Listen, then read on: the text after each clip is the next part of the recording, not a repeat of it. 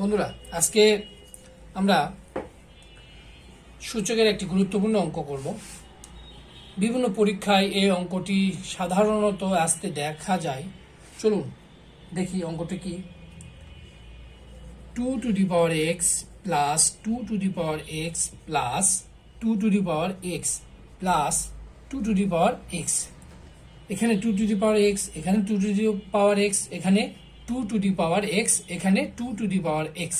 তাহলে আমরা দেখতে পাচ্ছি এখানে 4টি 2 টু দি পাওয়ার এক্স। এই অঙ্কটি দেখে হয়তো প্রথমে অনেকে ঘাবড়েও যেতে পারে, এটা কিভাবে করব, এক্স এর মান তো নেই, কিভাবে এটা সমাধান করব।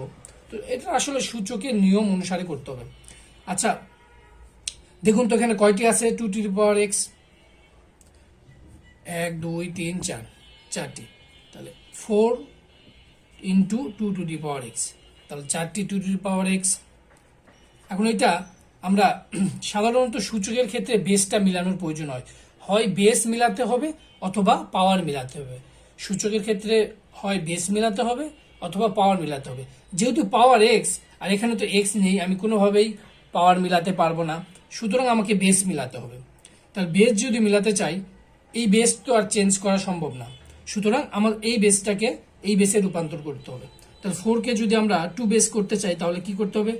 2 টু দি পাওয়ার বা 2 স্কোয়ার, যেটাই বলি, 2 to the power 2 into 2 to the power x, অর্থাৎ 2 এর উপর স্কোয়ার করলে 4 হয়। তাহলে মানের আমার কোনো পরিবর্তন হলো না, আমরা এইভাবে লিখতে পারি। আমরা সূচকের নিয়মে কি জানি? সূচকের নিয়ম A M plus A N যদি হয়, গুণের ক্ষেত্রে কি করতে হয়? বেস থাকবে এটা, আর পাওয়ারগুলো কি হবে? যোগ হবে। তাহলে কি লিখতে পারি আমরা? এখানে বেস 2, তাহলে 2, আর এখানে 2 আছে প্লাস এক্স, বা এটাকে সেজে এইভাবে লেখা যায় এক্স প্লাস 2। এটাই হলো অ্যান্সার। অপশানে যেটা থাকবে সেটাই দিবেন। এইভাবে খুব সহজে আমরা সূচকের অঙ্কগুলো করতে পারি।